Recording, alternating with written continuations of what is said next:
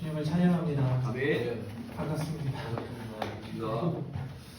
네, 더 웨이 교회. 제가 그 창립 예배를 드릴 때는 오지 못했었어요.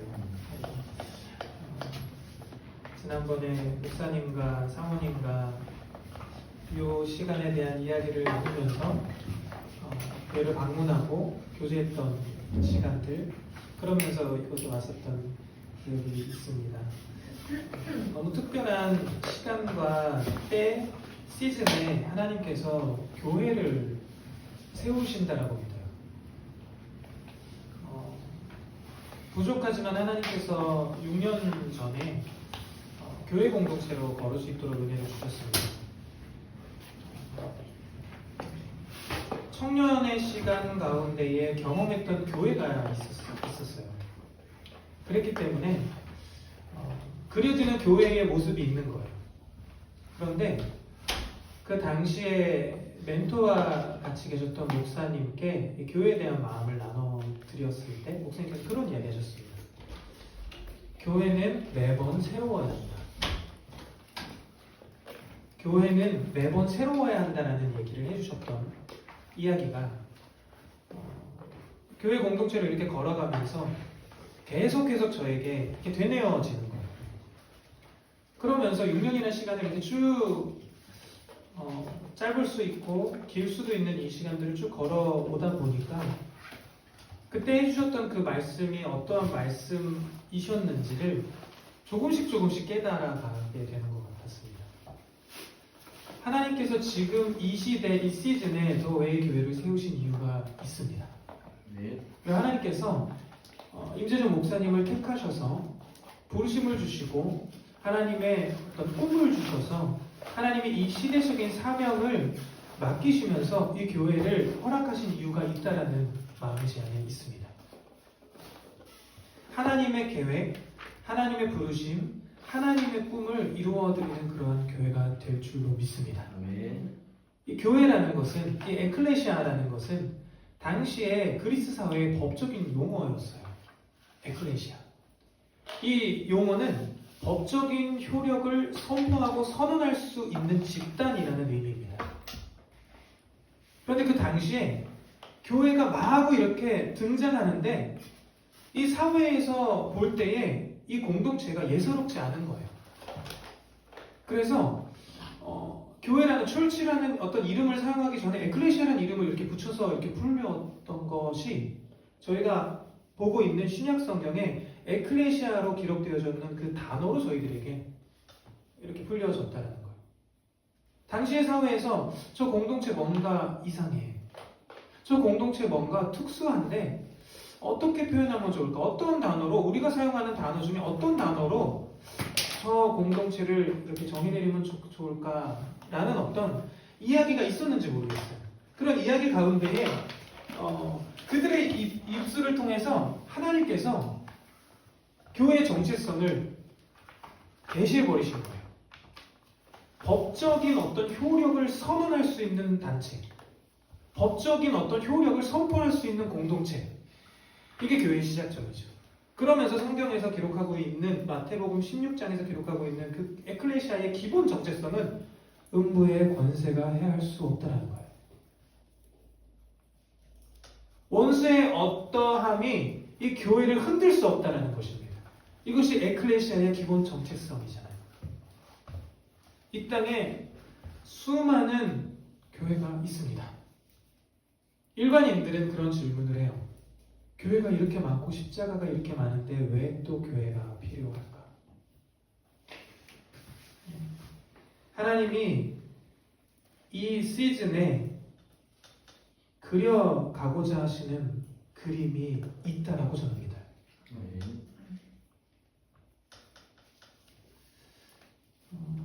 그리고 지금의 이 시기, 절기라고도 이야기할 수 있고 이 전 세계의 정세 가운데에 더 웨이 교회를 세우실 뿐만 아니라 아까 기도 잠깐 해주셨듯이 폴란드를 거쳐서 이스라엘을 들어가게 하시는 담임 목사님의 이 여정을 이끄시는 이 스토리가 너무나 완벽한 타이밍이라는 거죠. 믿던 믿지 않던 하나님은 모든 걸 통해 말씀하시잖아요. 네. 제가 믿기로는 이 목사님과 사모님을 먼저 이 길의 선두로 두셔서 이렇게 표현하고 싶습니다. 그 사자의 포효 속으로 들어가게 하신 것이다 라는 마음이 있어요. 이유가 있는 것이죠. 모든 하나님의 여정과 이끄심 속에 명확한 이유가 있는 것이죠. 왜 지금일까? 그리고 지금이 맞을까? 하나님은 실수가 없으신 하나님이십니다. 아멘. 그래서 그 하나님께서 완벽한 타이밍에 가장 정확한 경로로 담임 목사님을 보내신 거예요. 왜 요르단을 통해서 들어가게 하실까요?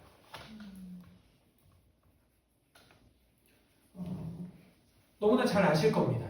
출애굽의 여정. 출애굽의 어떤 여정을 제가 너무나 많은 기도함 가운데 하나님께서 Let my people go라는 단어로 압축해서 서먹히 하시잖아요. 요르단의 여정이 그런 여정입니다. 출애굽의 여정을 통해 가나안 땅에 들어가게 하시는 그 여정을 조금은 다르지만 하나님께서 폴란드를 보내시는 그 여정 가운데 북한을 품고 가게 하셨잖아요. 그리고 지금의 전시 상황 가운데 일반 사람들은 들어갈 수 없어 불가능해 라는 수많은 일반의 소리들이 있는데 그 소리가 아닌 하나님의 소리에 순종하셔서 지금 여정을 밟고 계시잖아요. 그리고 요르단을 거쳐서 암만을 통해 들어가신다. 하나님의 완벽한 계획 가운데 있으시다라고 믿습니다. 그리고 그 완벽한 계획 가운데에 더 웨이 교회가 있다라는 것을 증인되는 한 사람으로서 축복하고 싶은 마음이 제 안에 있습니다. 어떤 이야기를 하나님께서 허락하시고 나누게 하실까라는 부담이 제 안에 있었어요. 그러면서 지금 4주라는 사경의 기간을 이제 보내고 있는 거잖아요. 그런 상황 가운데 첫째 오시는 강사님과 마지막째 오시는 강사님의 이야기를 잠깐 들었습니다. 잠깐 임 목사님 통해서 들으면서 제가 무슨 이야기를 해야 될까요? 그분들의 삶 가운데 개입하셨던 하나님의 강한 손의 역사하심을 이렇게 쭉 이끌어 가시는 그 여정 가운데 어떠한 마음으로 이 세 번째 주에 연결을 해 나가야 할까요? 그러면서 하나님 앞에 조금 머무는 시간들이 있었던 것 같습니다. 그 상황 가운데 주셨던 마음들을 조금 나누기 원하고요. 그 전에 찬양하면서 예배하는 가운데 하나님께서 이 더 웨이에 대해서 특정한 길이잖아요. 그 길이잖아요. 그러니까 예수님 자체가 되시는 예수님께서 길이시기 때문에 그리고 복음을 나타내는 길이기도 하고요. 그리고 이 길의 끝에서 우리가 맞이하게 될 그 예수님을 향한 여정이기도 하고요. 저는 그런 마음이 있었습니다. 믿음으로 걷는 각자의 개개인의 일반적인 웨이라는 그 길이 그리스도 안에서 더 웨이가 되고 끝내 prepare the way of the Lord 주님의 오실 길을 예비하는 길이 되어짐으로 말미암아 하늘과 땅이 통일되어지는 그 역사하심을 걸어갈 수 있는 공동체가 되어지겠다라는 마음이 제 안에 있었던 것 같습니다. 하늘에 있는 것과 이 땅에 있는 것이 그리스도 안에서 통일되게 하려 하시니라. 제 믿음 안에서 그런 믿음이 있거든요. 요한계시록 4장에 하늘의 예배가 있습니다. 천상의 예배가 있어요.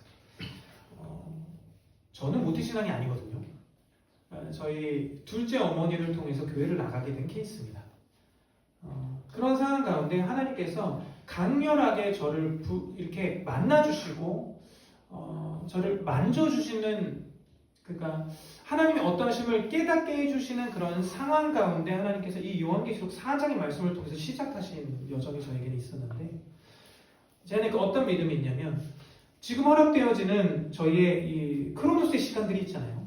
하나님은 크로노스의 시간 밖에 계시고 하나님은 시간을 창조하신 분이시기 때문에 시간에 제한받지 않으시는 그분께서 저희가 지금 속해 있는 이 크로노스의 시간의 매 순간마다 이 천상의 예배 가운데 연결되어질 수 있는 어떤 사건들을 허락하신다고 저는 믿어요.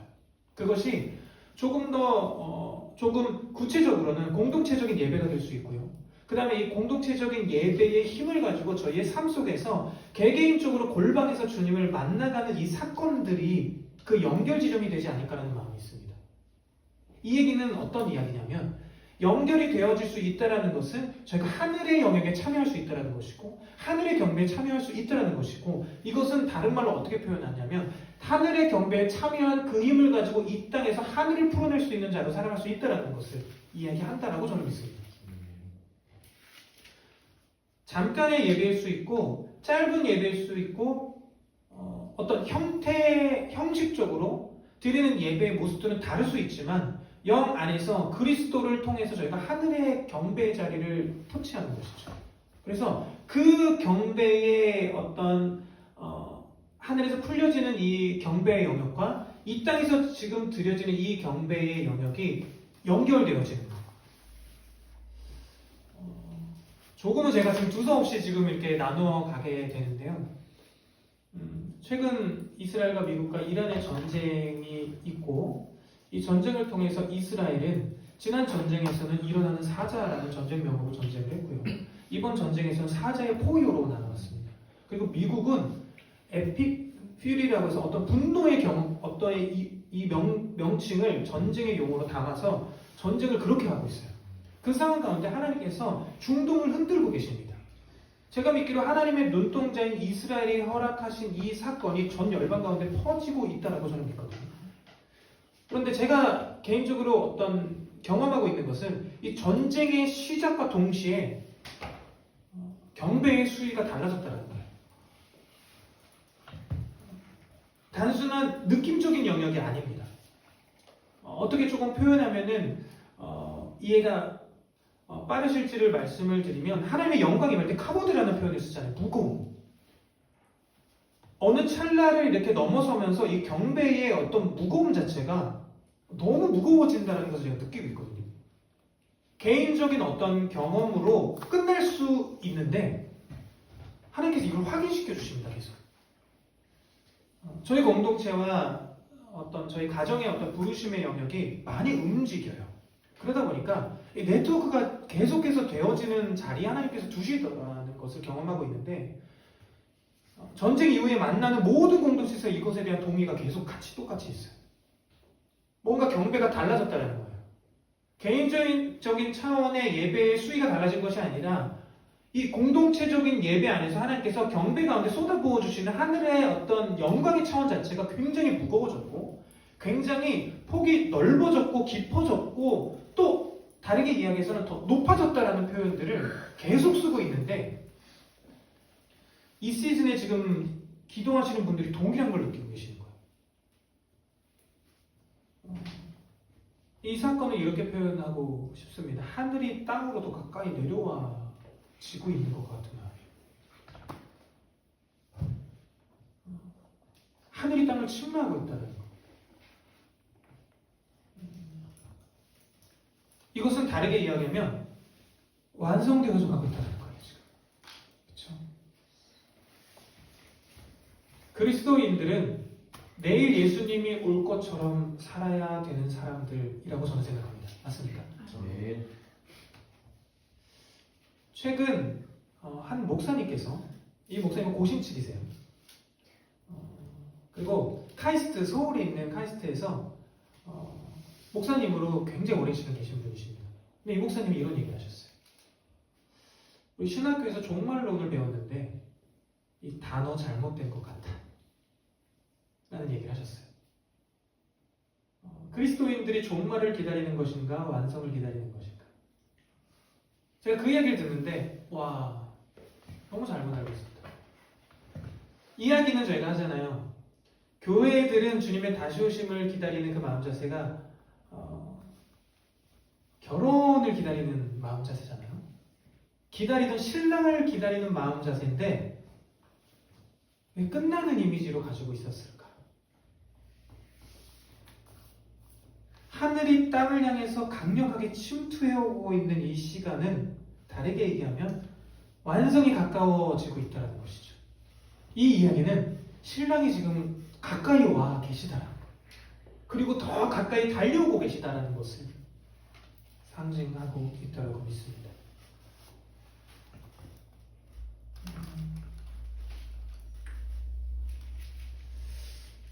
항상 그런 것 같아요. 거창하게 어떤 하나님의 말씀을 나누는 것이라고 표현할 수는 없지만 하나님께서 저희 가정과 교회에 훈련시켜 주셨던 독특한 한 퍼즐이 있는데 이 퍼즐은 그때 그 장소 그 시간에 주시는 하나님의 것들을 받는 훈련들을 계속해서 해주셨던 것 같아요. 이거는 어떤 신비로운 신령한 어떤 지식의 말씀의 은사 이것을 어떻게 표현해서 전달해야 될지 뭐 지혜의 말씀 이런 개념이 아닙니다. 이런 개념이 아니라 그 땅에 섰을 때 하나님께서 쏟아부어 주시는 어떤 것들이 있는데 이것을 예배 가운데 하나님께 다시금 올려드리면서 동의해드리는 그러한 훈련들을 시켜주셨던 것 같아요. 지금 제가 준비한 것과 전혀 다르게 지금 나누고 있는 것을 말씀을 드리고 싶은 거고요. 이게 지금 서 있으면서 하나님께서 주시는 어떤 마음들과 생각들을 계속해서 저도 이해를 하면서 나누다 보니까 두서가 계속 없는 것 같아요.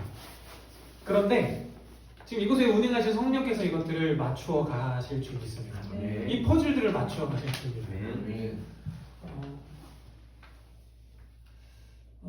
제가 되게 초전적으로 하나님을 만났어요. 제가 지금 계신 어머님께서 세 번째 어머님이십니다.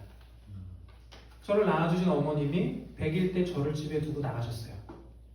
그리고 저를 7살 때까지 친할머니가 키워주셨고 친할머님은 제가 교회 개척하고 돌아가셨습니다. 그러니까 한 6년 전에 돌아가신 거예요. 그리고 제가 7살, 8살 그때쯤 됐을 때 두 번째 어머님이 오셔서 저를 양육해 주시기 시작하셨어요. 그 두 번째 어머님은 신학생이셨습니다. 그 신학생이신 어머님을 통해서 복음을 받아들이는 시간들이 있었지만 안타깝게도 그 양육의 방법은 조금은 어려운 방법이셨던 것 같아요. 제가 중학교 이전까지는 기억이 없습니다. 그 시기 가운데 두 번째 어머님을 통해서 제가 양육을 받으면서 감금과 폭행을 받았다는 사실들을 친척 가족들을 통해서 제가 듣게 돼요. 그리고 제가 군대 갔을 때 세 번째 어머님이 오십니다. 그리고 지금 세 번째 어머님이 계셔요. 그래서 저희 아내는 아버님이 세 분이셨습니다. 근데 아버님을 다 기억을 못해요. 기억을 못하는 시간 가운데에 스토리 가운데에 아버님이 세 분이 계셨었고 외동딸로서 자라는 스토리가 있었어요. 이 두 사람은 저는 엄마의 부재, 아내는 아빠의 부재. 그러다 보니까 완전 극단인 거죠. 이 극단에서 만나서 하나님께서 9년이라는 시간 동안 연애할 수 있도록 허락하셨고 9년 뒤에 결혼케 하셔서 지금까지 한 24년을 제가 보고 있습니다. 24년이라는 시간들을 같이 이 시간들을 보내고 있어요. 저희 가정의 스토리는 작년 1월 1일 날 저희 큰 고모가 예수님을 영접하셨어요. 근데 그 전까지 무당이셨습니다. 작두 타는 것도 제가 봤던 기억이 있어요. 그리고 그 집에서 제가 컸습니다. 그래서 결혼하고 어느 시간까지도 찾아뵀을 때 항상 삼각산 보살 깃발이 다 달려있었어요. 그리고 그 집에서 제가 컸던 기억이 저는 기억이 나지 않는데 사진이 있으니까 내가 여기서 컸구나를 인정할 수밖에 없지만 그 집의 한 방은 불상으로 채워진 방이었습니다. 그 방이 작년 1월 1일 날 큰 고모가 예수님을 믿으시면서 그 방에 있는 모든 불상들이 처분이 됐어요.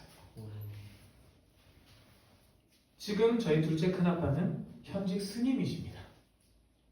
현직 스님이시면서 불교 어디에 리더십이세요. 그러니까 이렇게 동남아시아 어디에서 한국 대표로 초대를 받으셔서 가서 스님으로서 어떤 행사에 참여하실 정도의 여력이 있으신 분이십니다. 그 가게 가운데 목회자가 처음 나온 거예요. 참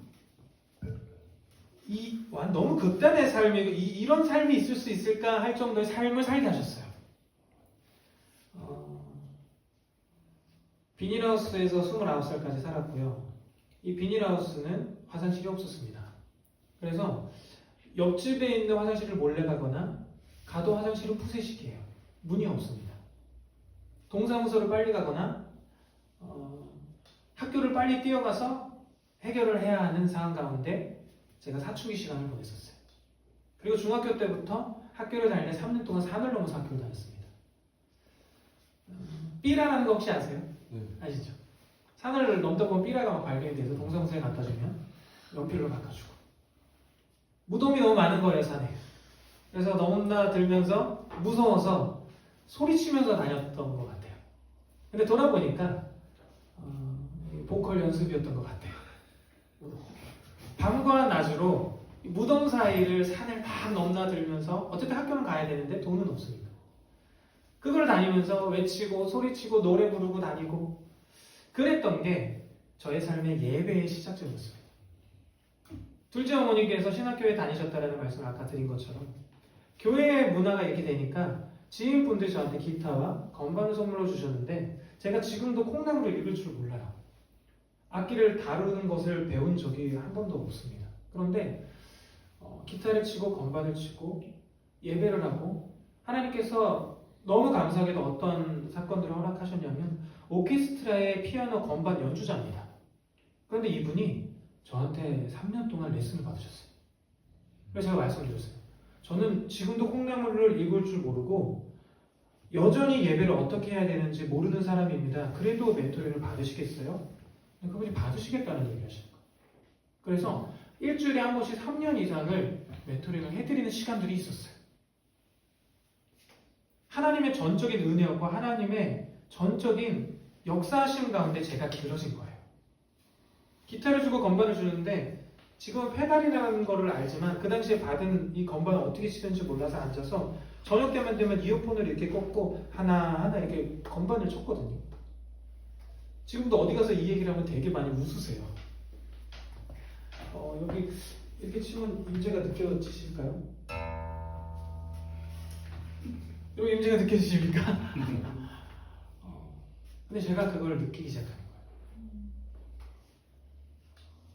어떻게 치는지도 모르고 튜닝이 돼 있는지도 모르는데 이 한음을 치는데 제가 그 안에서 뭘 느끼냐면 내 영이 지금 시원해진다를 느끼는 거예요. 이것이 성경에 쓰여져 있는지 몰랐습니다. 사울 왕이 다윗이 하프를 켤 때에 악신으로부터 이렇게 자유케 되는 시간, 상쾌해진다는 표현을 쓰잖아요. 제가 비닐하우스 안에서 이걸 치면서 하나님을 만났어요. 그때부터 저녁만 되면 기타 들고 밖으로 나가는 겁니다. 이 코드가 맞는지, 이게 맞는 음인지, 이렇게 쳐도 되는지를 누구한테도 들어보지 못한 채 저걸 들고 그냥 치는 거예요. 그런데 지금의 언어로 표현하자면 하나님이 경험되기 시작한 겁니다. 거기서 예배가 시작됐어요. 그 예배 출처가 있는 채 여정을 쭉 보내는 시간들이 있었고 그러면서 어떻게 보면 되게 일반적이지 않은 여정을 걸을 수 있는 은혜가 있었던 것 같아요. 특별한 은혜들을 경험을 하고 하나님께서 가정을 허락하셔서 가장과 엄마가 될 수 없는 아빠와 엄마가 될 수 없는 사람 엄마가 어떠한 모습이어야 하는지 아빠가 어떠한 모습이어야 하는지를 전혀 배우지 못한 채 엄마 아빠가 돼버린 그리고 자녀들을 양육하면서 공동체를 하나님께서 허락하셔서 공동체로 교회를 허락하셔서 교회로 걷고 있지만 교회가 돼서는 정착할 줄 알았어요. 흔히 교회의 이미지는 그러니까. 근데 저희가 공간에 들어가고 나서도 지금 5년 동안 공간을 비워두고 돌아다니고 있습니다. 월세대로 내는데 저희가 이틀 뒤면 일본 도쿄로 들어가거든요. 도쿄에서 8일 동안 있어요. 그러면 저희가 정기적으로 화요일, 목요일, 주일 예배를 드리거든요. 이 예배를 다 빼고 가는 거예요. 그러니까 일반적이지 않은 걸음인 겁니다. 그리고 보편적인 교회가 이래도 돼를 넘어선 걸음인 거예요. 그러면서 하나님께서 고민케 하셨던 것 같습니다. 교회가 뭐냐? 교회가 뭐냐? 공동체가 뭐냐? 로컬 처치, 파라처치. 이미 저희는 이분법의 어떤 마음으로 이분화시켜버렸어요. 그리고 로컬과 파라로 나눈 것뿐만 아니라 가정과 교회도 나눠버렸습니다. 그러나 하나님은 가정과 교회를 만드셨고 이 둘이 하나라는 것을 말씀하시는 거죠.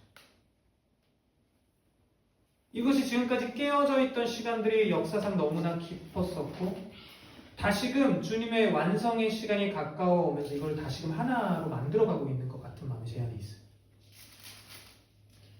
그 여정을 걸으면서 저희 가정이 이 모습이 된 거예요.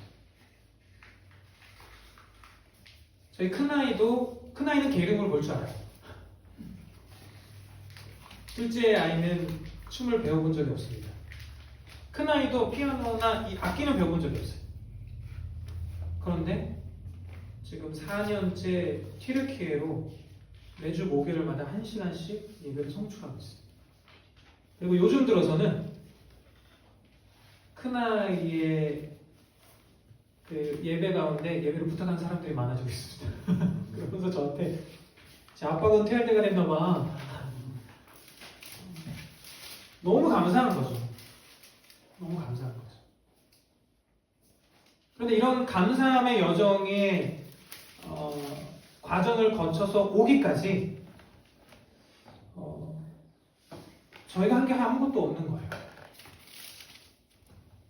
실질적인 양육의 필요성을 돕는 부모로서의 기본적인 영역은 했겠죠. 그러나 지금의 이 모습이 되기 위해서 저희가 노력한 게 아무것도 없거든요.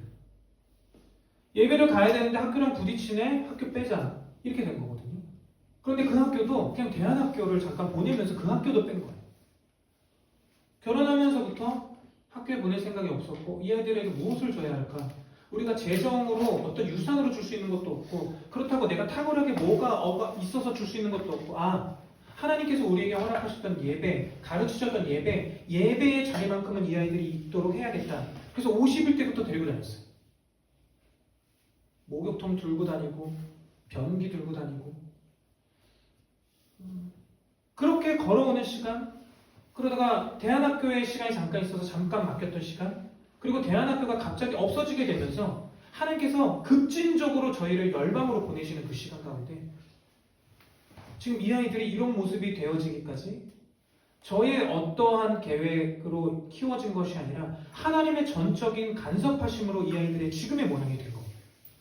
어디 가서 예배를 하면요, 이 네 사람이 딱 서서 예배를 해요. 정말 영광스러운 위로들을 해주십니다. 어떻게 이렇게 자녀들을 키웠으며 이 가정, 지금의 목사님의 가정이 저희 세대의 본보기 가정입니다.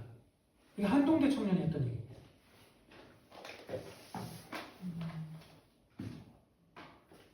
지금 이 여정들을 계속해서 하나님께서 나누게 하시는 것 같은데 정말 손가락질 많이 당했어요. 지금. 너네는 왜 정착을 못하냐? 부터. 니네 이상한 거 같아. 부터. 왜? 아내가 지금은 깃발 워십으로 이렇게 지금은 보편화됐잖아요. 15년 전, 20년 전만 해도 2단의 그거였죠. 근데 하나님께서 그때 주셨거든요. 20대 때 이미 주셨어서 있던 공동체에 어느 정도까지 교회에 이것을 시도하기 위해 애썼냐면 문서화시켜서 이 정도 A4 용지로 이 예배가 필요하다를 담임 목사님께 드릴 정도였습니다. 그토록 하나님께서 좀 특이하고 독특한 걸음을 걷게 하셨어요. 그래서 뭘 해도 튀는 거예요, 얘들은. 교회 개척하기 전에 있던 공동체에서 팀을 하나 맡았었거든요. 그 팀이 선교 동원팀입니다.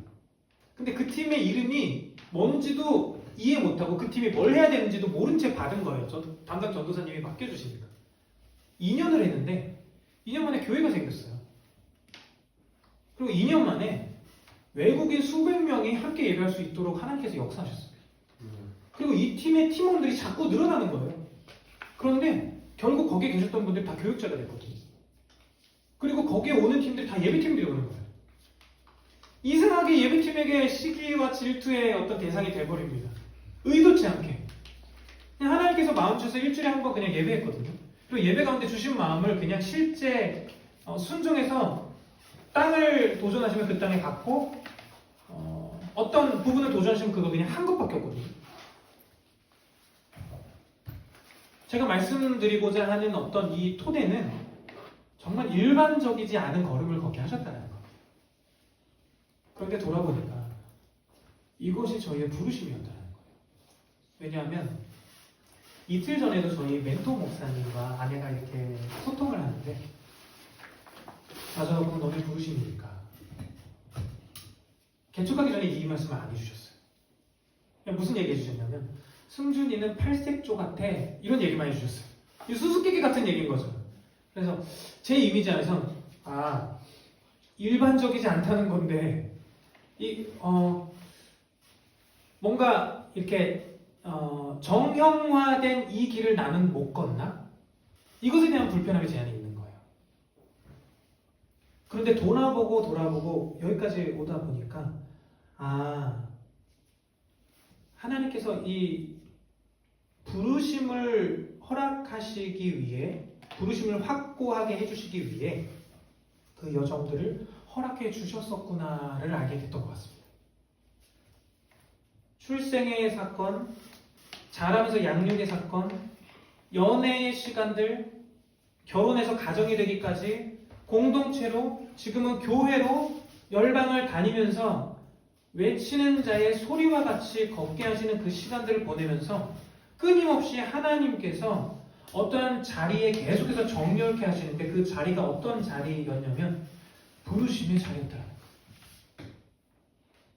여러분 부르심을 흔들리지 않으시기를 도전을 드립니다. 여러분을 부르심이 명확하다는 것을 말씀을 드리고 싶은 거예요.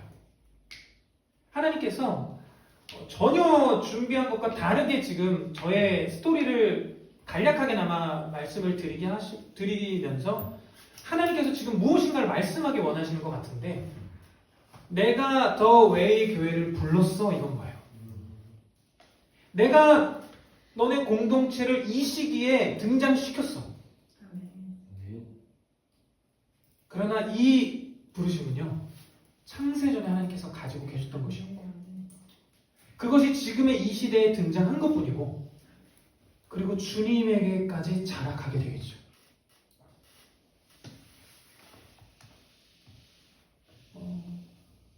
지금의 시즌에 하나님께서 세우신 공동체로 걸어가게 하시는 이 시간이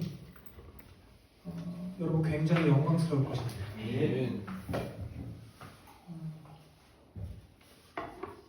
저는 그렇게 생각해요. 이 두 아이가 통일을 볼 거라고. 통일을 사랑할 거라고 저는 생각합니다. 그리고 바램이지만 이 바램에 대한 확증도 사실 여러 개가 있습니다. 주님의 다시 오심을 볼 것 같은 거예요, 이 세대. 그만큼 저희는 영광스러운 시대를 지금 살고 있다라는 한 표현. 반대로는 그만큼 마태복음 24장의 스토리가 일반화되어지고 있다는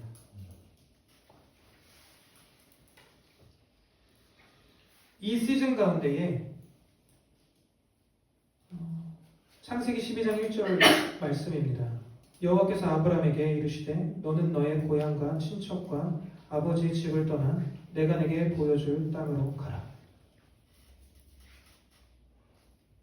이 말씀에 순종해서 아브라함이 다음날 일찍이 떠난 것처럼 더 웨이 교회는 시작되었다라고 믿습니다. 그리고 하나님께서 2절에 내가 너로 큰 민족을 이루고 내게 복을 주겠다. 여러분 저희가 이 첫 번째 복에 정렬되어야 한다고 믿어요. 이 첫 번째 복은 바라크의 복입니다. 이 바라크는 엎드림의 복이잖아요. 경배의 복입니다. 그리고 이 바라크의 복이 어디로 연결되냐면 샤하라는 경배의 자리로 연결되어져요. 엎드림입니다. 무기토에 지금 기도의 집이 있어요. 제가 아는 지인 선교사님인데 최근의 전쟁의 모든 시간 가운데 하나님께서 오도 가도 못하게 거기 두시는 공동체거든요. 최근도 비자 때문에 나와야 되는데 이 비자 심사가 막 안 되는 찰나에 전쟁이 터져버려가지고 지금 완전히 딱 하나님이 구별시켜버리신 무기또에서 지금 경배하면서 시간을 보내고 계시는데 이분들이 어떤 경배를 드리고 계실까? 하나님께서 계속 샤하에 대해서 계시하고 계십니다. 그래서 이분들이 밟는 모든 땅에서 이분들이 엎드리고 계십니다. 그러면서 하나님께서 주시는 마음들은 주님의 다시 오심을 지금 준비해야 되는 거예요. 그런데 이 복이 창세기 1장에 하나님께서 생물을 만드시고 생물에게 복을 주시거든요. 그러고 나서 사람을 만드셔서 복을 주시잖아요. 근데 이 복이 바라크인데 성경 창세기 12장 2절에 보니까 큰 민족을 이루고 내게 복을 준다는 첫 번째 복과 연결되어지고 이 복이 어떠한 복을 만들어내는지를 이야기하고 있는데 내 이름을 창대하게 하리니 너는 복이 될 것이다. 이 복은 베라카입니다. 베라카. 이 두 복이 다른 거예요. 베라카는 말 그대로 블레싱입니다. 바라크 없이 베라카가 될 수 없습니다. 엎드림 없이 저희는 축복된 존재가 될 수 없는 거예요. 그래서 하나님께서 지금 이 시대에 이 나라 하나님께서 흔드신다고 저는 생각해요. 너희 지금 베라카, 블리싱에 지금 몰두하고 있지는 않니? 너희 지금 이 복이 진짜 복인 것처럼 바라보고 교회의 모든 부르심과 방향성과 이 안의 모든 프로그램과 사회를 바라보는 어떤 이야기와 정치적인 어떤 이미지, 잘됨의 이미지, 가정이 가져야 하는 기초적인 토대의 이미지를 여기 두고 있지는 않니? 하나님께서 이거 두드리셔서 지금 이쪽으로 전환시켜 가시는 시간이 아닐까라는 마음이 있어요. 최근에 81세 되시는 장로님의 이야기를 잠깐 들으신 적이 있습니다. 이분이 6.25 때 살아계셨던 거예요. 6.25 때 6, 7살. 근데 이분이 무슨 이야기 하시냐면 제가 경험했던 그 당시에 6.25 때는 정말 할 수 있는 게 없었습니다. 그래서 금요예배, 수요예배, 새벽기도, 철야예배, 삼기도 저희 기도밖에 안 했습니다. 이 이야기를 하시면서 그런 한국 교회에 하나님께서 축복 주셔서 대한민국을 살려주셨는데 이분이 무슨 말씀하시냐면 한국 교회가 돈 따서 배부르니까 주님 놓쳐버렸다는 거. 말씀으로 돌아가야 된다는 거. 81세 되시는 장로님이 이 말씀을 하시는데 너무 무거운 거예요. 너무 무거우면서 작지만 성경의 역사 가운데 대표성을 띠고 하나님께서 말씀하시는 역사의 말씀들을 보자면 이 시대에 우리에게 허락하신 이 헤브로식 교회는 어떤 교회로 걷고 있고 지금 더웨이 교회는 어떠한 방향으로 가야 할까? 이것에 대해서 하나님께서 질문하시는 것처럼 저에게는 들리는 거예요. 제가 믿기로 이 바라크로 다시 돌아가야 한다고 했습니다. 바라크는 무릎 꿇어 주님 앞에 내 목을 내놓는 거예요, 사실. 한국 교회에 이 한국의 정서, 이 한국의 사극, 여기 되게 안 좋은 문화가 있어요. 통촉하여 주십시오. 하나님의 나라는 하나님의 말씀이 법인 나라입니다. 그렇죠? 그러면 하나님의 말씀이 떨어질 때에 하나님 그 말씀을 거둬주십시오라고 이야기한 사람은 그 나라의 백성이 아닌 겁니다. 여러분 동의가 여기에 되시나요? 되게 어려운 부분이거든요. 이거. 하나님께서 관계를 안 하시고 교제를 안 하신다는 개념이 아닌 거죠. 하나님의 말씀이 법이 되는 나라가 지금 이스라엘이잖아요. 그리고 성경의 이스라엘의 역사 가운데 하나님은 끊임없이 그것을 말씀해 주신 겁니다.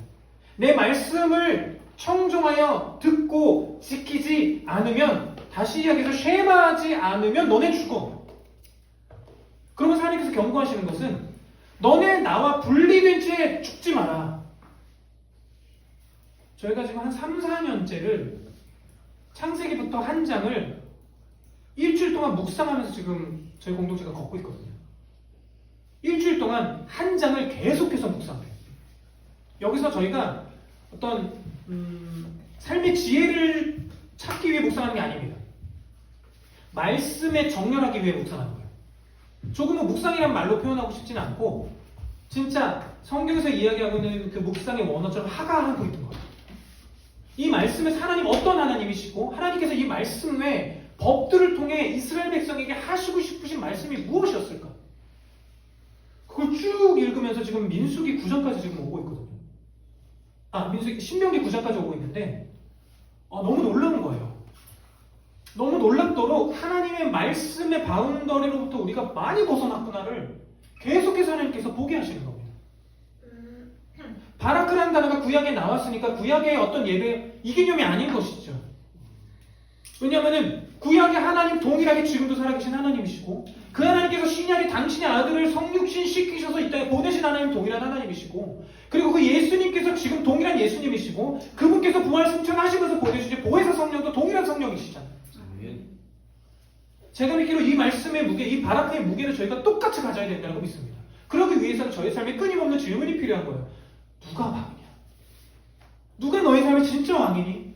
너의 삶에 누가 진짜 주도권을 가진 채 법적인 효력을 시사하실 수 있고 제시하실 수 있는 분이니? 여러분 이것이 정렬돼야 베라카가 나오는 겁니다. 그 바라카가 정렬돼야 거기서 생육, 번성, 다스림, 충만, 정복 이것이 되어지는 거예요. 이것이 먼저가 아닙니다. 복이 먼저인 거예요. 이 바라크 하나님 앞에 경배자로서 하나님 앞에 무릎 꿇어 엎드려서 내 목을 내놓습니다. 주님 하나님 무슨 말씀을 하시던 죽어도 저는 좋습니다. 주님의 말씀이 선하시기 때문에 이런 고백 가운데 말씀하시는 한마디를 순종해내는 삶 그게 아브라함의 부르심이었습니다. 그리고 그 아브라함이 저희의 믿음의 조상이에요. 저희가 그 길을 따라가야 되는 것이죠. 그리고 그 아브라함이 실제 떠나서 갔어요. 그리고 갔던 그 길이 족장 길이 됩니다. 그리고 지금의 이스라엘이 됩니다. 그리고 아직은 회복해가는 과정이지만 가나안 땅이 되는 거예요. 그리고 그 가나안 땅의 일부 지금의 이란 전쟁 가운데 놓여져 있는 이란, 사우디, 레바논, 이집트까지.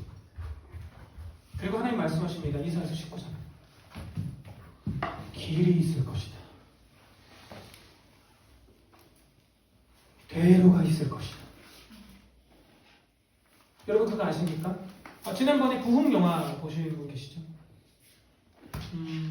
이집트의 교회가 소개됐어요.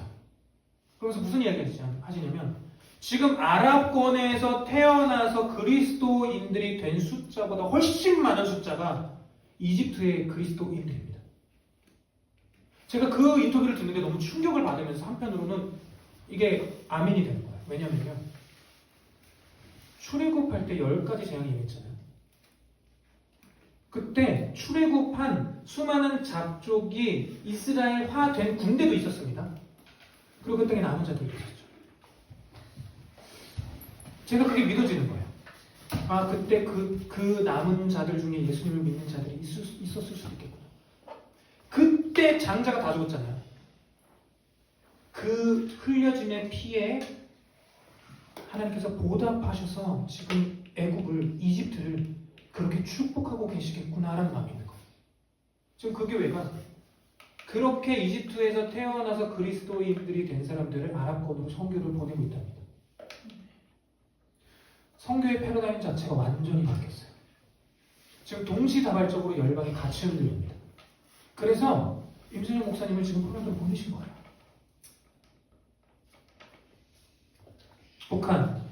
북한 하면은 그 현장에 살고 있는 사람들, 대한민국에 계신 탈북민들, 제일교포, 조선족, 고려인 다 북한 사람들이죠. 다르게 얘기해서 다 한반도 사람들이죠. 그 퍼즐이 북한 사역 하시는 분들의 대부분의 5가지 퍼즐이에요. 그런데 하나님께서 여기에 폴란드를 넣으셨어요. 전 이거 작지 않다라고 보거든요. 왜냐하면 저는 북한의 전문가가 아닌데 하나님께서 2020년도 이 걸음을 걸으면서 하나님께서 북한을 친다라는 노래를 주시면서 이 노래처럼 저희를 이끌어 가시는데 길게 올라가면 2000년대 초반에 단동에서 신의주를 바라보면서 북한 선교하러 거기 갔다가 하나님께서 이스라엘 선교사님이 저희를 이렇게 호스트하게 하시면서 일주일 동안 집에 가둬놓으셨어요. 그리고 이스라엘 맨데티를 풀어가셨습니다. 거기서 북한과 이스라엘을 풀어주셨어요. 그리고 나서 저희가 속한 교회에 이스라엘이 풀렸습니다. 그리고 그 교회 담임 목사님이 이스라엘을 풀어주셨어요. 그래서 그 교회에서 잘리셨어요. 그런데 이 교회가 놀라운 교회거든요. 알고 보니까 이 교회에 놀라운 이스라엘의 유업이 있었다는 것을 알게 합니다. 최사실 목사님 아시죠? 최사실 목사님이 말년에 준비하셨던 게 있습니다. 이스라엘의 기도의 집 세우는 거였어요. 근데 이거는 대부분 모르시더라고요. 현장에 당시에 사역자로 계셨던 분들만 하셔요. 근데 그게 막히게 된 겁니다. 그리고 괴소문이 되어버린 거예요. 목사님 이상해지죠. 그 교회에 이스라엘이 풀어졌었거든요. 그러면서 하나님께서 공동체적으로 북한을 보게 하시고 이스라엘을 보게 하시는 그 청년 때의 이 허락하신 여정처럼 공동체가 이것을 이제 실질적으로 걷는 여정을 걷다 보니까 계속해서 하나님께서 북한에 노출된 어떤 자리에 이렇게 보내실 뿐만 아니라 그곳에서 외치게끔 하시고 그 땅을 밟게끔 하시더라는 거예요. 작년에 10개월, 1월과 12월 빼고 10개월을 저희가 일본을 갔어요. 매달 나갔습니다. 그런데 저희가 그거 준비해서 간 게 아니에요. 하나님께서 북한을 품게 하시면서 대한민국을 그렇게 돌게 하셨습니다. 그러다가 이 불똥을 일본으로 튀게 하셨어요. 그래서 일본 선교를 가게 하시나 하고 갔는데 하나님께서 가기 직전에 말씀하신 부분들이 있었습니다. 두 사람의 선교사님을 통해서. 그분들은 서로는 모르요. 근데 오셔서 저한테 무슨 말씀하셨냐면 목사님 일본 가시잖아요. 일본 가실 때 북한 생각하고 가셔야 돼요.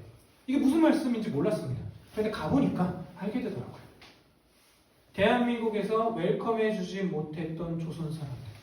그 사람들이 지금 고스란히 일본 교회가 웰컴한 사람들로 남아서 그 땅에 정착하고 있지만 여전히 그 땅에서는 이방 사람들이에요. 교육받는 것도 나라에서 인정하지 않고 집에서는 조선말, 학교에서도 조선말, 밖에서는 일본말. 정체성 자체가 흔들리고 있는 이 세대들. 그 세대들이 지금 목표점이 없어져 버렸어요. 왜일까요? 김정은이 통일을 지웠기 때문에.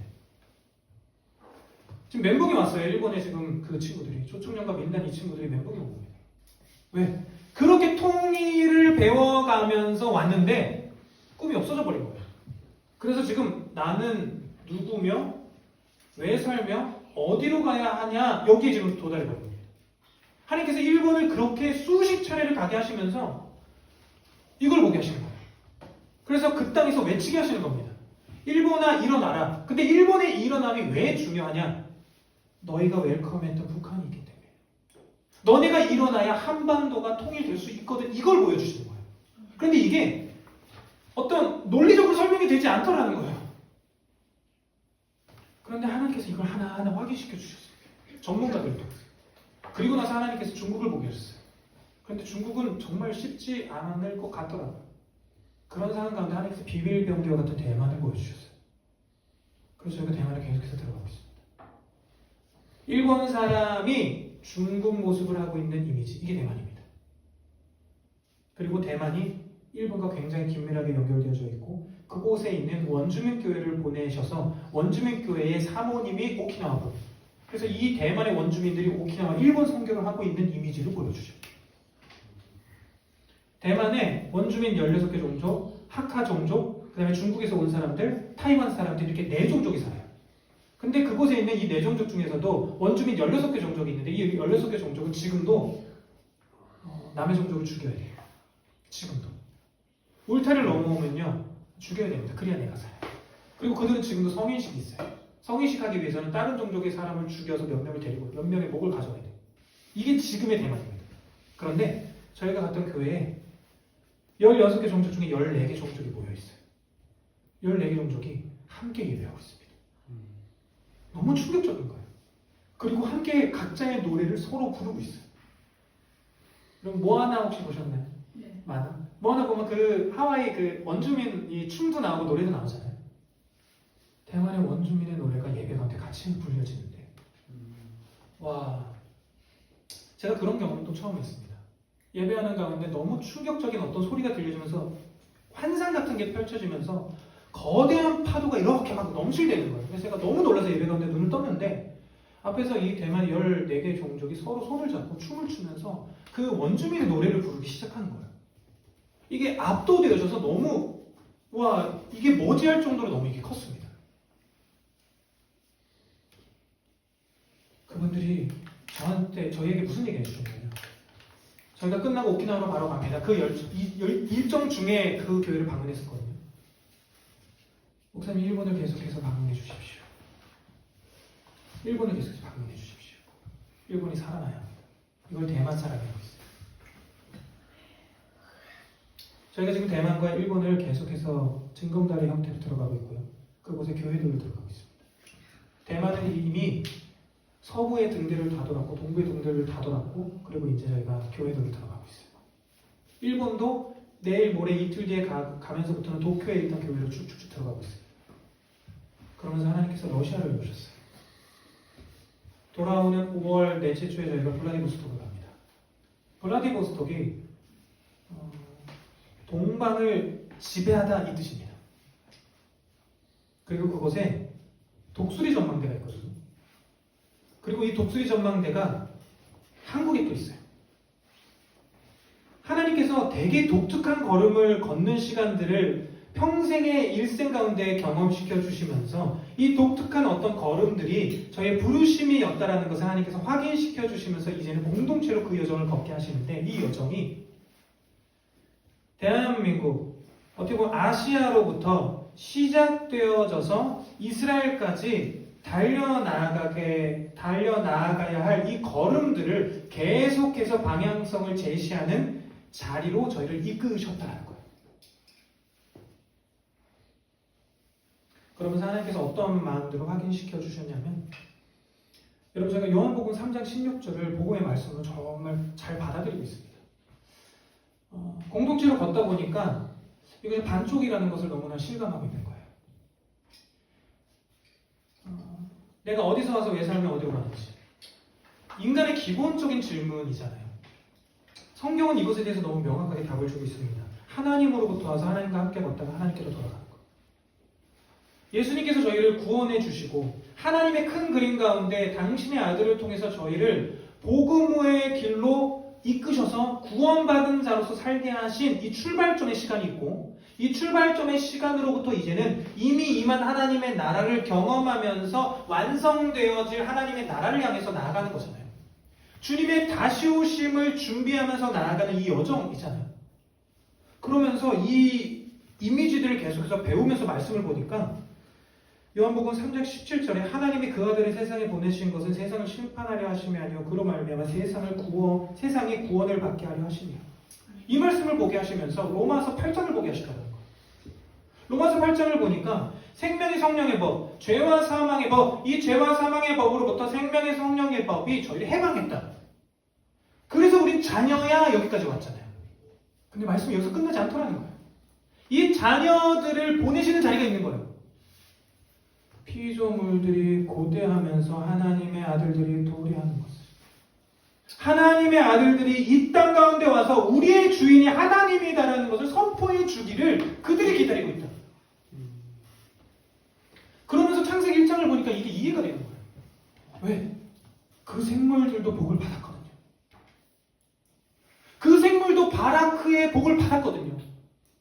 그런데 인간이 내가 원하는 복을 챙기다 보니까 그 복을 놓쳐버린 거죠. 너무 자연스러운 지금 이 자연의 어떤 이슈를 통해 저희가 지금 영향을 받을 수밖에 없는 상황을 사실은 저희가 처리한 거예요. 땅을 다니면서 예배를 하다 보니까 정말 목숨 걸고 가야 할 상황들이 여러 번 있었습니다. 하나님께서 감동을 주셨어요. 등대로. 근데 등대로 가는데 태풍 같은 바람 때문에 경계력이 내린 거예요. 나라 자체. 그런데 하나님께서 주신 부담이 너무 큰 거죠. 그래서 택시를 타고 가는데 앞에 차가 정말 제 눈앞에서 이렇게 휘청하더라고요. 그런데도 이게 타협이 되지 않는 겁니다. 저희 아이들 다 데리고요. 그렇게 가서 도착했습니다. 하나님께서 우선 마음 주셨기 때문에 일단은 그 장소를 보기 위해까지 우리는 가는 것이 맞는 것 같아. 그래서 그 장소에 가서 택시를 내렸습니다. 정말 몸이 날아갈 것 같은 거야. 그런데 한편으로는 이곳에서 예배해야 된다는 생각이 큰 겁니다. 정말 나무가 이 나무의 흔들림이 어마어마했습니다. 저희 유튜브 영상에 다 담겨 있는데 어쨌든 아이들이 있잖아요. 위험한 상황이잖아요. 근데 타협되지 않는 겁니다. 하나님께서 말씀하신 그것을. 그래서 어느 자리를 찾아서 거기서 예배를 했어요. 바람이 반응을 하는데 하늘에 구름이 반응을 하면서 노래하는 대로 막 이것들이 반응하기 시작하는데 감당이 안 되는 겁니다. 그리고 저희가 예배했던 장소가 어떤 자리인지를 나중에 예배 끝나고 나오다가 보는데 대만에 가면 마주 신을 섬기는 전통 토속 신앙이 있어요. 바다의 신입니다. 이거는 그들이 믿는 굉장히 거대한 어떤 이 줄기가 있는 신을 섬기는 우상이거든요. 저희가 예배했던 장소가 바다에 배 타러 나가기 전에 마주 신한테 제사 드리는 자리인 거예요. 한 번은 감동 주셔서 어떤 장소에서 예배했어요. 끝났습니다. 예배가 끝나고 거기서 잤어요. 다음 날입니다. 쿵쾅쿵쾅쿵쾅 난리가 난 거예요. 호텔에 나오니까 바로 옆에 신사예요. 마주 신사. 그리고 그 날이 어떤 날이냐면 1년에 한 번 마주 신을 섬기는 우상 숭배하는 사람들의 특정적인 어떤 절기의 때가 있대요. 1년에 한 번 각자가 자기 집에서 섬기는 이 신상들을 가지고 결혼시키러 그 큰 신사로 가는 행렬이에요. 그래서 저희가 자고 아침에 일어났는데 그날인 거예요. 트럭에 온갖 신상들을 다 싣고 노래를 틀고 현란하게 춤을 추면서 거기로 오고 있더라고요. 그때 K-팝 노래가 나왔어요. 정말 가슴 아프더라고요. 한국의 K-팝이 우상숭배로 쓰여지고 있습니다. 대만에서. 그렇게 나오는데 우리 빨리 피해야겠다 해서 그때 한 10대 명이 빨리 이렇게 피해서 나오는데 제가 나오는 길이 마주 길이었어요. 그 마주 신사가 그 도시 자체를 잡고 있던 곳이에요. 그렇게 나와서 이대로는 못 간다. 에클레시아의 정체성이 이건데 마태복음 16장 16절에 너희는 나를 누구라고 불러? 가이사랴 빌립보에서 수많은 신전들이 뒤에 있는 상태에서 제우스 신 섬기러 사람들이 가고 있고 아우구스투스 섬기러 가고 있고 저기 판신 섬기러 가고 있는 그 사람들 행렬 앞에서 예수님이 질문하시는 거죠. 저 사람들은 저게 신이고 저게 신이고 저게 신이라고 얘기했는데 너희는 나를 누구라고 부르냐? 주는 그리스도시요 살아계신 하나님의 아들이십니다. 그래, 내가 이 반석의 교회를 세운다. 지옥문 앞에서 교회 세우신 거야. 그래서 그 마음이 그 안에서 너무 강렬하게 타올라서 어디 이대로 못 간다. 그래서 예배해야 된다. 여기만큼 에클레시아가 필요한 곳이 어디 있냐. 그래서 강렬하게 예배를 하고 왔습니다. 그리고 나서 나중에 알았어요. 선교사님이, 현지 선교사님이 사실 거기 갈 때부터 내가 얘기를 해줘야 됐었는데 저희 뒤에가 다 공동묘지였던 거예요. 근데 대만의 공동묘지는 조금 다릅니다. 차원이 달라요. 진짜 현지 사람들이 무서워서 안 가는 곳이에요. 저는 하나님께서 그런 곳으로 보내셨어요. 근데 이게 어디랑 연결되어 있냐면요. 일본과 연결되어 있어요. 일본의 교회뿐만 아니라 일본의 거리에 신기한 신상의 신사인데 신사가 아닌 것 같은 이런 곳이 있어요. 몇 군데가. 이게 마주 신사예요. 이게 대만하고 연결되어 있어요. 일본이. 그리고 대만의 본진이 있었던 거예요. 그 본진을 치게 하시고 저희가 일본을 들어가니까 이 권위가 다를 겁니다. 그래서 저희가 후지산도 갔었고요. 한라산도 갔었고 백두산도 갔게 하셨면서 그것들을 하나님께서 실질적으로 그 땅에서 발악하게 하시는 거예요.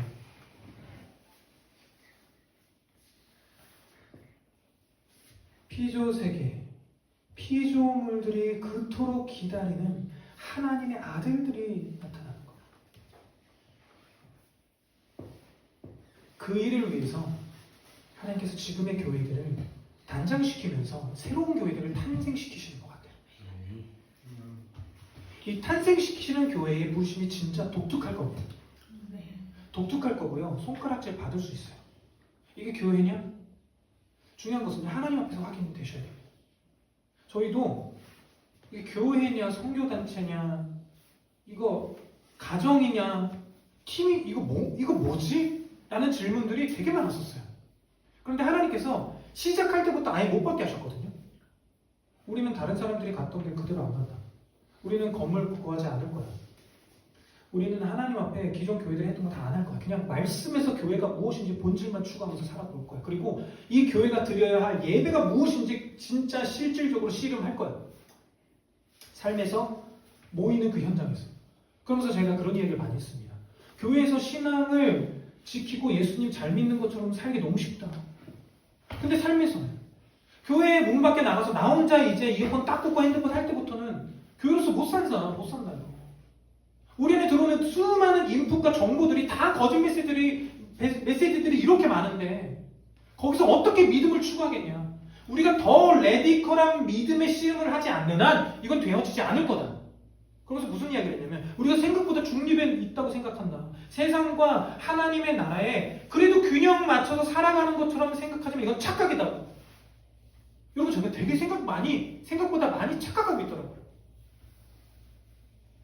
쉐마 말씀을 보면 자녀들에게 말씀을 가르칠 때 앉을 때든지 설 때든지 잘 때든지 모든 순간입니다. 그런데 어느덧 기독교인들이 모든 순간 남에게 맡겨 있어요. 쉐마는 부모가 가르쳐야 하는데 다른 선생님의 부모가 되어버려 있어요. 모르겠습니다. 되게 조심스럽지만 이거 잘못했다고 생각합니다. 하나님이 이 모든 균형들을 가정으로 돌리고 계셔요.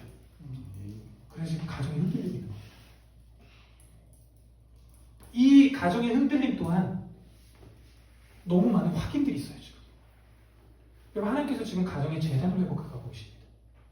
이 재단은 어떤 형태가 아니에요. 단순히 가정 예배드리는 이 개념이 아닙니다. 가정의 질서는 하나님께서 다시금 디자인하고 계세요. 창조했던 그 질서대로. 왜? 하나님이 만드신 거니까 하나님 건드셔야 되는 거예요.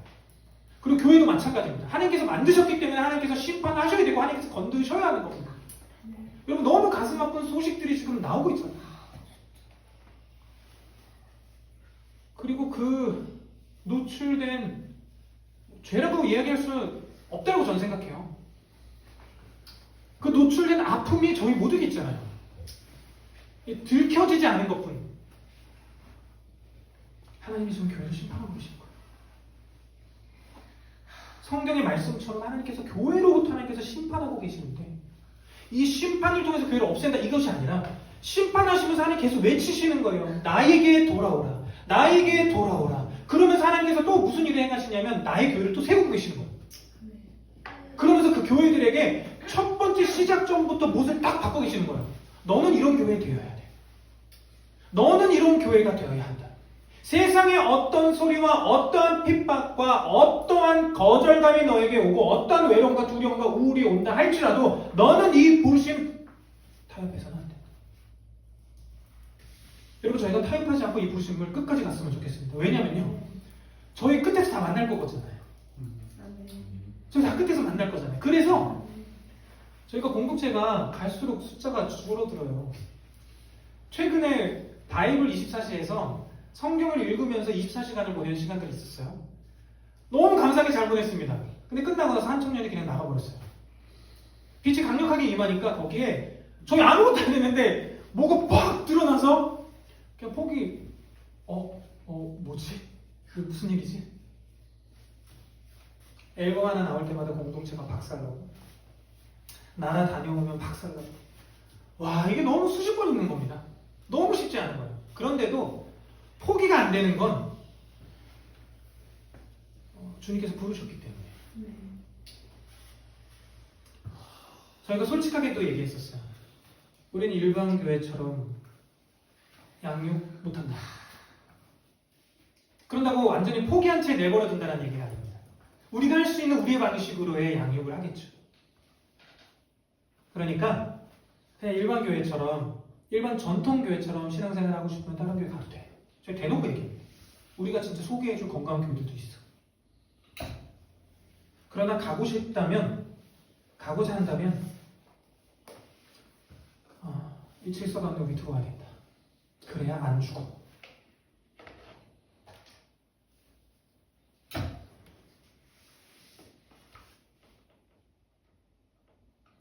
(2년) 전에 이스라엘을 들어갔습니다. 일본 친구를 데리고 전쟁 중이었어요. 운전하다가 내비게이션이 꺼지는 겁니다. 전파 방해 때문에. 그래서 저희 레바논으로 올라가기로 했어요. 가격이 올라가다. 가다가 꺼져버려가지고.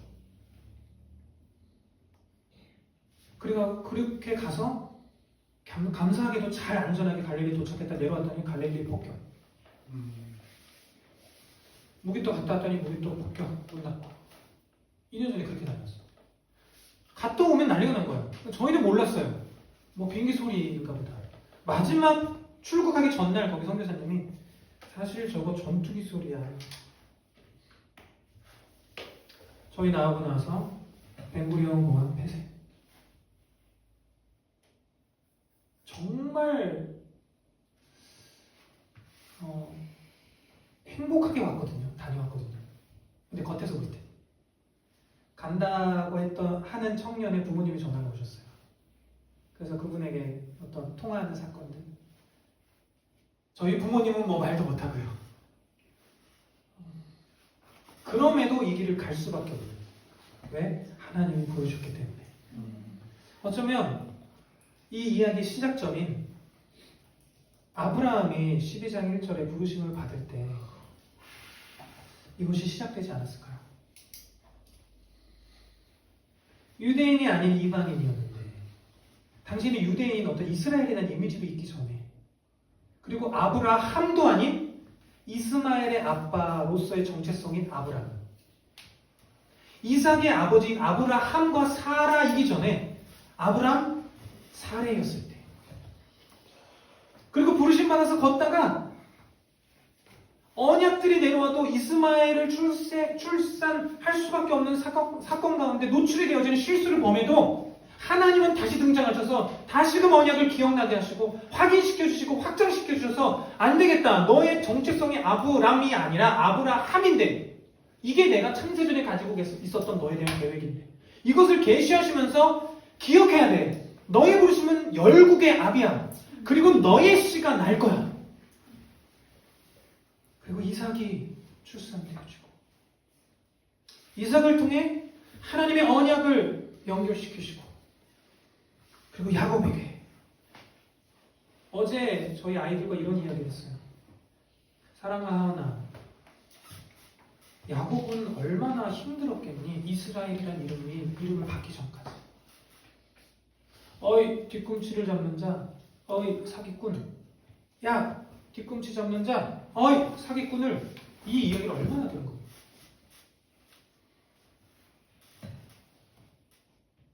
하나님께서 이것을 이스라엘로 바꿔주시고 나서 확 바뀐 게 또 아니잖아요. 계속 여전히 저희 부르심의 여정 가운데 이런 엎치락뒤치락이 계속 있을 수 있습니다. 그러나 분명한 것은 하나님의 부르심을 저희가 놓치지 않고 붙잡는 한 하나님은 저희의 여정을 임만을 하시면서 보호하시며 끝내 그 자리로 나아갈 수 있도록 이끌어 주신다라고 믿습니다. 아멘.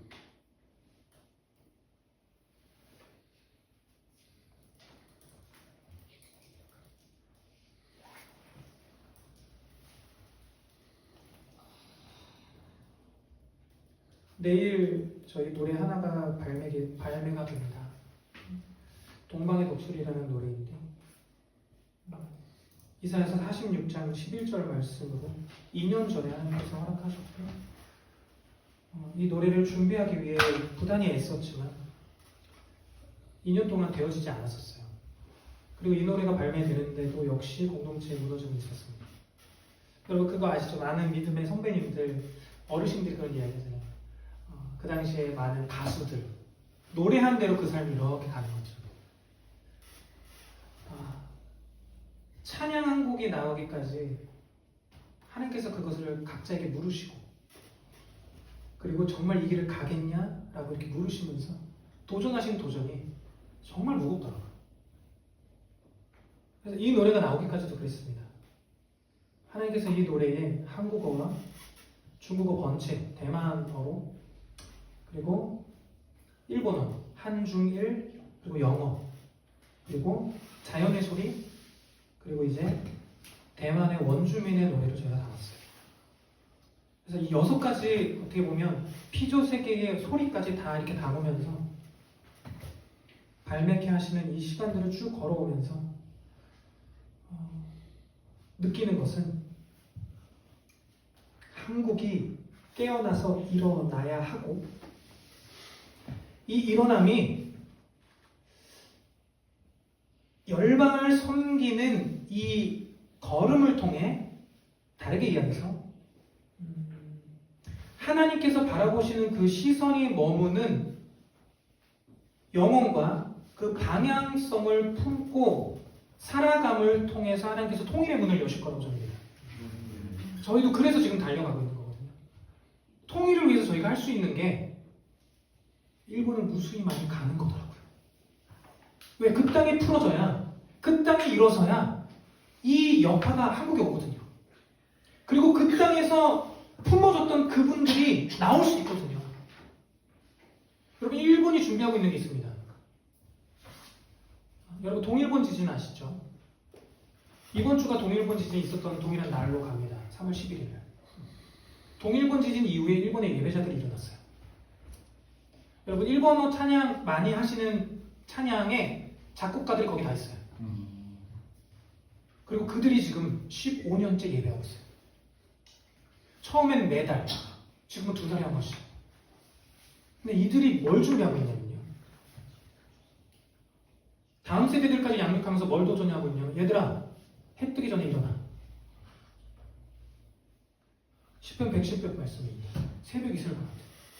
이 말씀 자체가 새벽의 태로부터 주의 군대가 일어난다는 뜻이잖아요. 그리고 이 방향성은 이스라엘이겠죠.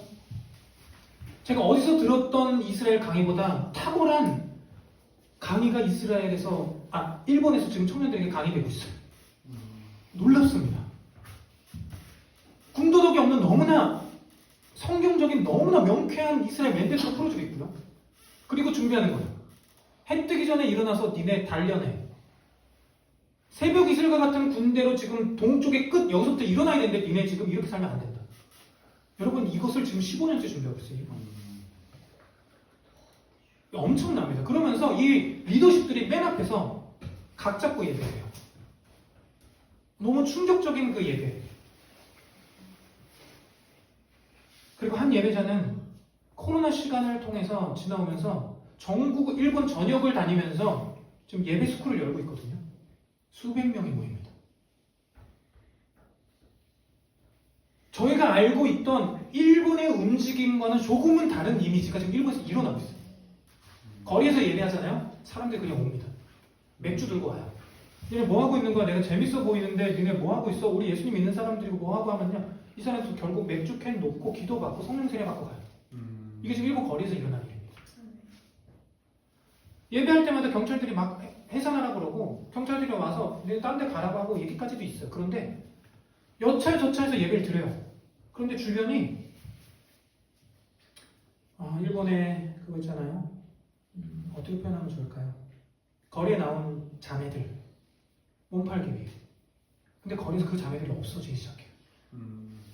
예배하면서 귀신 들린 사람이 와서 치유를 받고 갑니다. 육체의 아픔이 치유받고 가요. 이게 지금 일본에서 일어나는 일입니다. 대만? 그리고 대만의 청년들이 일어나고 있거든요. 어마어마합니다. 기독교율이 엄청나게 상승하고 있고요. 이 친구들이 지금 대만에서 무슨 얘기하냐면요. 오늘은 우크라이나, 내일은 대만. 이게 무슨 얘기냐면요. 지금 우크라이나 사건이 있잖아요. 지금 전쟁이 아직도 지금 지속 중이잖아요. 지금은 저렇게 지금 전쟁하고 있지만 내일은 지금 중국이 쳐들어와서 대만이 어떻게 될지 모르는 이거 우리가 받아들이고 산다는 거예요. 이렇게 된다 할지라도 이들은 믿음을 사수하겠다는 겁니다. 엄청나게 일어나고 있고요. 이들이 복음으로 똘똘 뭉쳐지고 있어요.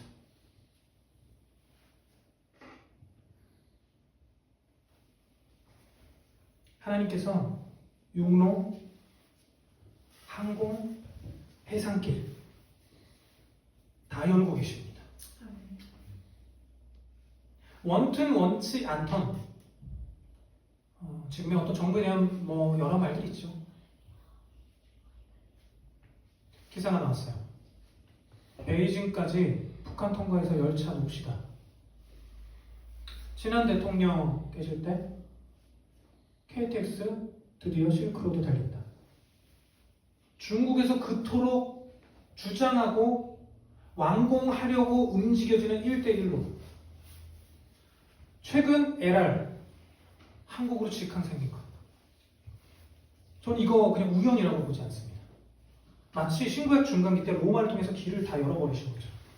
하나님께서 길들을 다 준비하고 계시고 하나님께서 복음 들고 나아갈 수 있는 그 모든 대로 더 웨이를 준비하고 계시더라고요.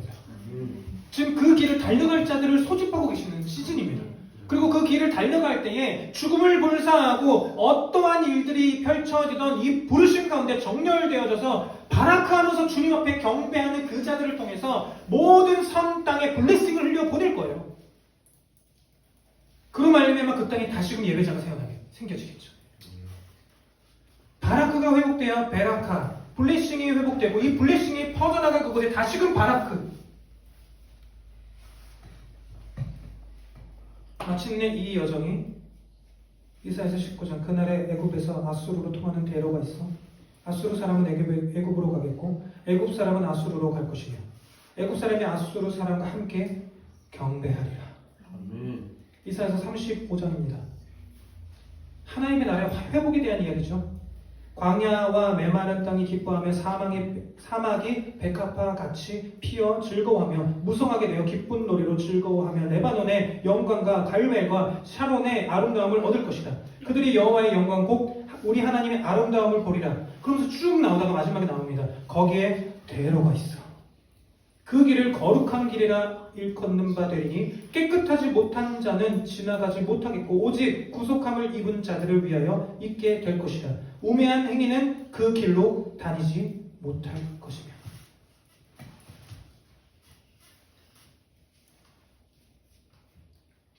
지금의 시즌에 하나님의 공동체, 하나님의 사람들, 그 삶 가운데에 이 대로를 준비하는 여정이 허락되어졌고 그 대로가 지금 놓여지고 있다고 했습니다. 그 주님의 다시 오심의 길을 예비하는 걸음을 모여진 공동체의 형태는 지금 다르지만 주님 다시 오실 때까지 저희가 포기하지 않고 함께 걸어갔으면 좋겠어요. 어떤 유혹과 어떤 어려움의 말들이 온다 할지라도 포기하지 않고 함께 끝까지 이기는 자리로 저희가 나아갔으면 좋겠습니다. 여러분 힘내십시오. 잘은 모르겠지만 여러분의 공동체 또 임재정 목사님도 많은 이 하나님의 일들 가운데 지금 동참하셔서 많이 움직이고 계시잖아요. 열방의 움직임이 정말 심상치 않은 것 같습니다. 정말 주님 다시 오실 때 기름을 준비한 슬기로운 처녀죠. 이 슬기롭다라는 처녀 단순한 친밀감에 대한 기름뿐만이 아닙니다. 여호와를 경외하는 지혜도 포함이 되는 거예요. 여호와를 경외함으로 주님만을 두려워하는 이 지혜로움을 겸비한 신부됨으로 저희가 단장되어져서 주님의 다시 오심을 잘 예배해 나갔으면 좋겠습니다. 그렇게 기도해 나갔으면 좋겠어요. 기도하실 때 모르겠습니다. 하나님께서 오늘의 모든 시간들을 이끌어 주셨다라고 믿고 하나님께서 저희의 이 예배 가운데 하시고 싶으신 이야기들을 허락하셨으리라 믿습니다. 한 단어, 한 문장일 수도 있고요. 어떤 이미지일 수도 있습니다. 그것을 가지고 하나님 부족하지만 하나님께서 부르신 이 부르심 주님 앞에 바라크하며 주님 앞에만 내가 경배하며 나와 내 가정은 여호와를 섬기리라. 나와 내 가정은 여호와를 섬기리라. 이 선포가 있는 시간 되게 하여 주십시오라고 주님의 이름을 한번 부르실 가운데 통성으로 기도하겠습니다. 기도합니다.